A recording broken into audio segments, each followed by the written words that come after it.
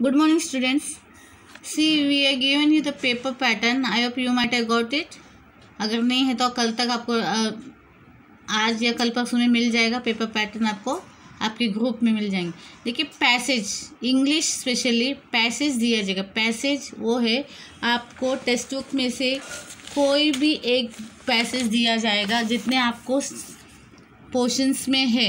Okay, this is for example this passage, if this passage is given to you. यहाँ का अगर आपको passage दिया गया है, हम लोग लिख दिएंगे और इसी में रिलेटेड आपको क्वेश्चंस पूछे जाएंगे। क्वेश्चन आंसर्स हो सकते हैं, कोई ग्रामर का पोर्शन हो सकता है, तो ये आपको सवाल पूछा जाएगा। तो इसी में से, तो पैसेज का मतलब ये है कि आपको कुछ प्रिंटेड पैसेज दिए जाएंगे, उसी से रिलेटेड क्वेश्चंस पूछे जाएंगे और आपको उसको आंसर करना है। That is what passages.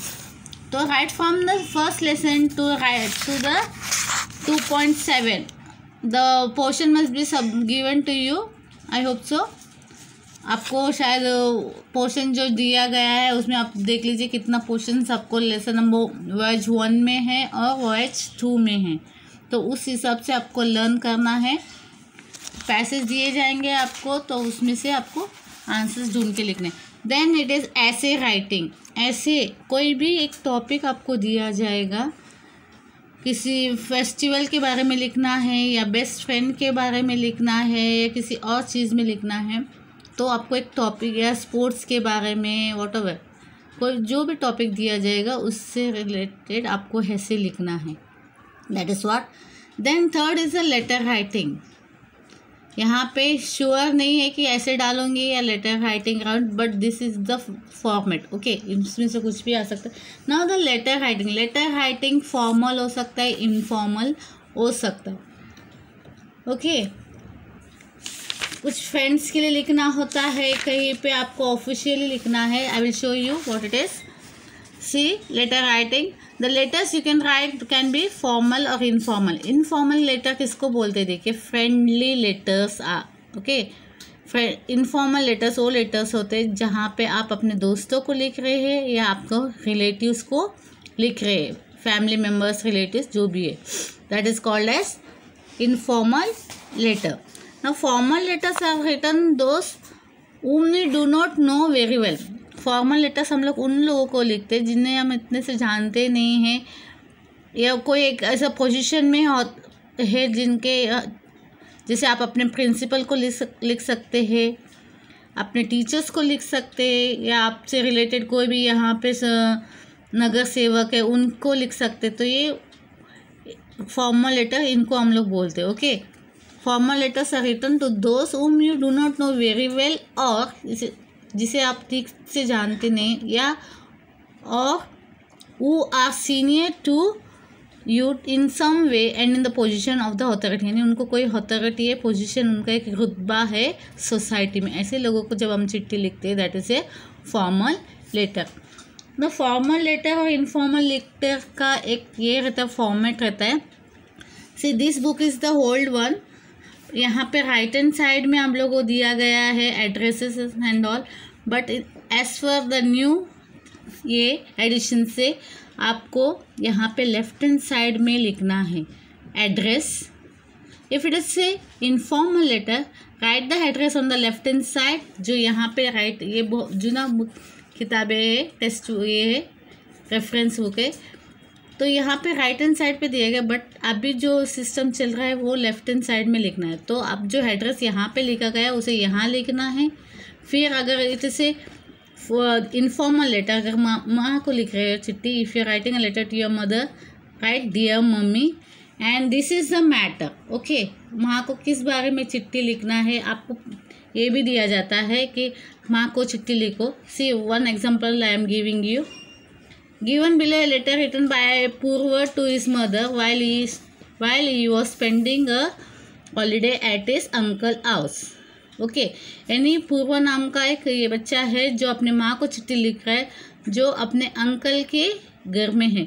तो नेचुरली वहाँ जो भी घटना घटती है, जो भी वो एक्सपीरियंस करता है, वो अपने माँ के साथ शेयर करते हैं। तो after writing dear mummy whatever it does enjoys whatever ये कर रहा है, वो अपने इसमें चिट्ठी में माँ को बताएगा। And he will also say that he is missing his mother. See here, I am enjoying my holiday here very much Indeed. We are all preparing for Diwali. Auntie is making sweets. Uncle has brought a lot of firecrackers. We let off some of them every evening. We are the saving the most of Diwali however.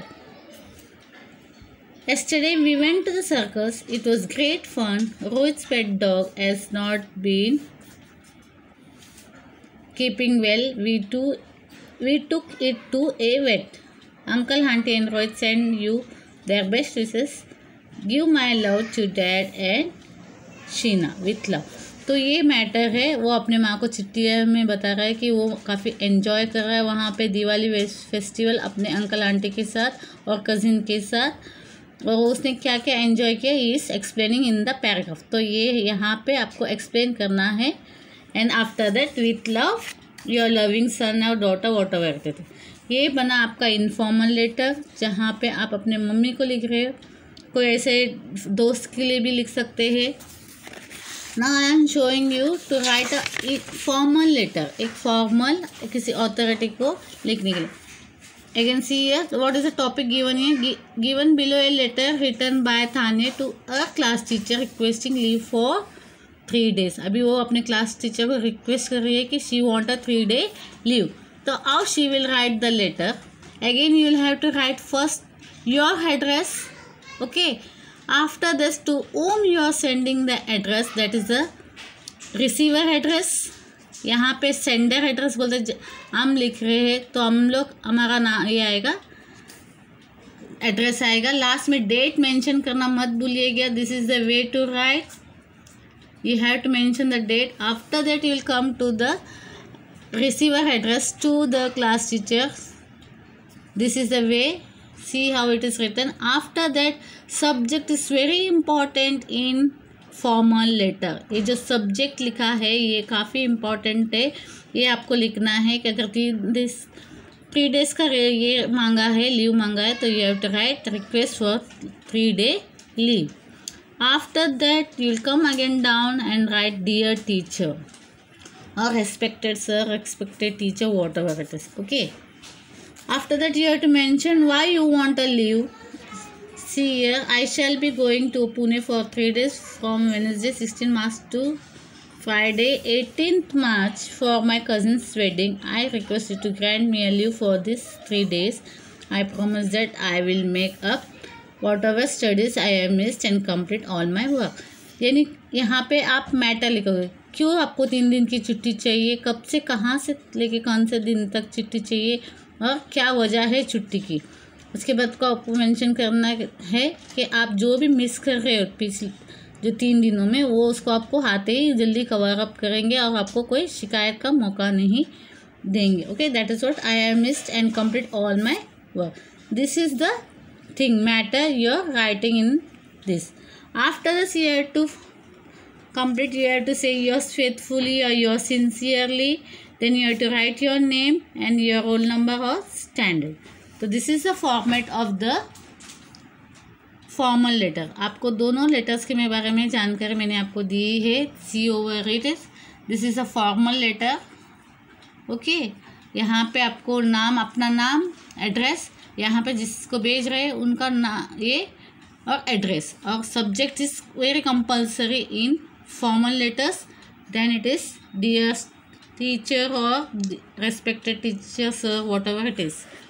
Then it is while winding up the you have to write mention yours faithfully Tania Patil and so and whatever name it is, okay?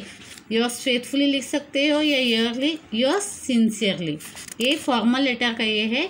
और informal में आपको yours loving, okay?